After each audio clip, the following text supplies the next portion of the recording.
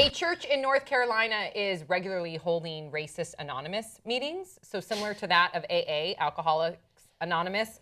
And here it's being held at the Trinity United Church of Christ in Concord. Now, this isn't for them to go meet at the congregation and share their sentiment. That's not what it is at all. In fact, according to the Reverend Nathan King, he told WCNC TV, quote, every Wednesday, a dozen or so attendees flock to the church's fellowship to deal with the racism within ourselves and to eliminate the racism within ourselves. Thoughts, 5 words or less? Talking about race is good. For real. Step 1's admitting your problem. Agree. First step is admission. In fact, I believe it's titled honesty, but it is admission. And that actually is from the 12 steps. So yes, racism is not an addiction, but I agree with you to talk about it, to be aware of it. It has to be a great thing. This is very positive, Sam. This is awesome. And I do have something to say about this. I was reading the story yesterday, and I was talking to some colleagues about it, and they weren't really getting what, the whole judge of it was. But listen, we live in a very heightened state of emergency when it comes to racism in the world now. I mean, starting back from Trayvon Martin till now, it's just anywhere you go, every time you turn on the news, it's always about racism. So if people want to come to a church and possibly talk about how they were racist or how they've been directly or indirectly affected by racism, how traumatizing it's been for them, I say do it. And how to be better. How to be better, absolutely. Mm-hmm. Why not? I mean, people go to Weight Watchers to lose weight. So why can't people come and heal from something? Mm-hmm. I will say this too. I would love to be a fly on the wall in those meetings, though, and to see what people really say. Interesting case study. Absolutely. Interesting to find out why people have these feelings, whether it was from an experience, whether it was from how they were brought up, whether it's just for sure. And also just those discussions where it's like the other day, I was cut off by an Asian driver, and I didn't say anything.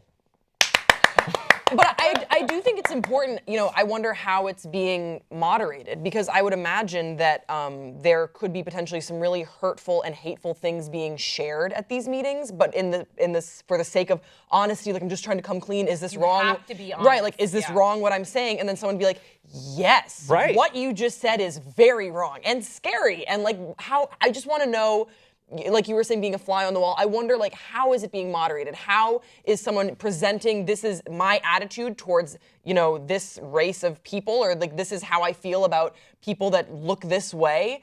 And what is that main person coming in and saying, like, okay, maybe try doing this, or have you thought about it from this perspective? Because I think that that's a really important dialogue to have. I just hope that it's not just people saying racist ideas and people being like, thank you for sharing. Well, there needs to be needs to be an action. Of course, you're right about that. But from the articles that I read, the Reverend's heavily involved, and the Reverend's goal is to eliminate racism, not just to have a place for people to talk Get about it off their chest, but to actually have action take place, right. And for healing and for improvement and evolution. Mm-hmm. Do you get like a chip if you don't say the N-word for a month? This is my 30-day chip. Gosh, you know what? I was reading a lot of people's response on Twitter to one of the photographs, because someone had actually taken a photograph of the sign welcoming people with racist tendencies or who are self-proclaimed racists to this meeting.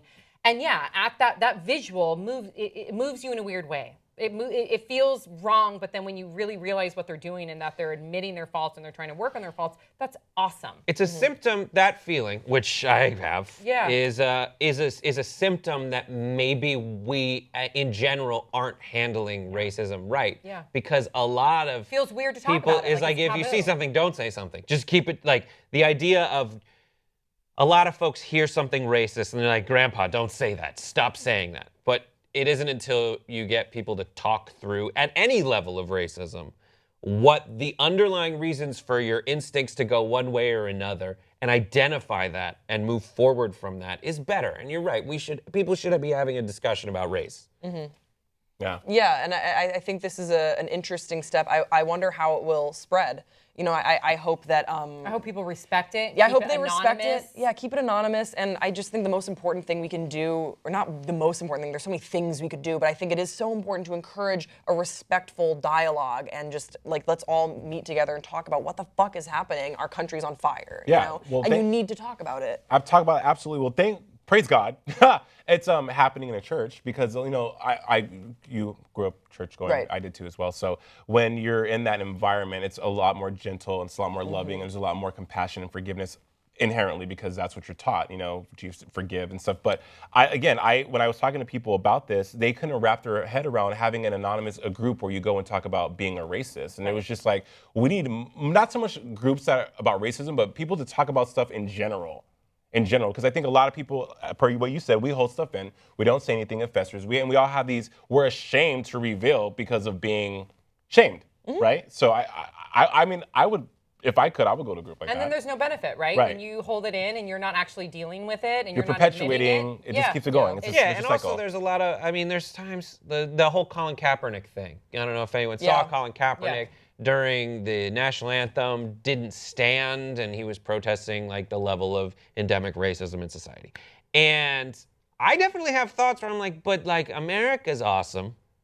Why are you, whatever that first step is, and like my first reaction, whatever it is. But having like an ability to talk it through, it'll just be better. It's just better because then you can clear up like what your instincts are versus what, you might not just have thought of. You might think you're the most open-minded person in the world, but then when it comes down to it, maybe there's something that you could improve about yourself, and why wouldn't you want to do that? Exactly. Sam, Final thought. I think that also groups like this would be perfect for people who still in 2016 think that racism does not exist, because those people are heavily. That's part of the problem. Also If you fucking think white. racism doesn't exist, you are part of the problem. Yep. So Under a that rock. there should be a group for that too. Like somebody would, but then how are they going to know? They you're would part not of that show group? up. Yeah, You have they to be would- like, They're like, "It's I'm a- good." It's a group for. It doesn't exist. There's no point. All right, please share your thoughts in the comment section below. Don't forget to subscribe. Big round of applause for our guest today. Yeah. Thank you, guys. Thank you. Oh, so good to be here. He'll be back. We love him, and we'll see you next time on Pop Sugar.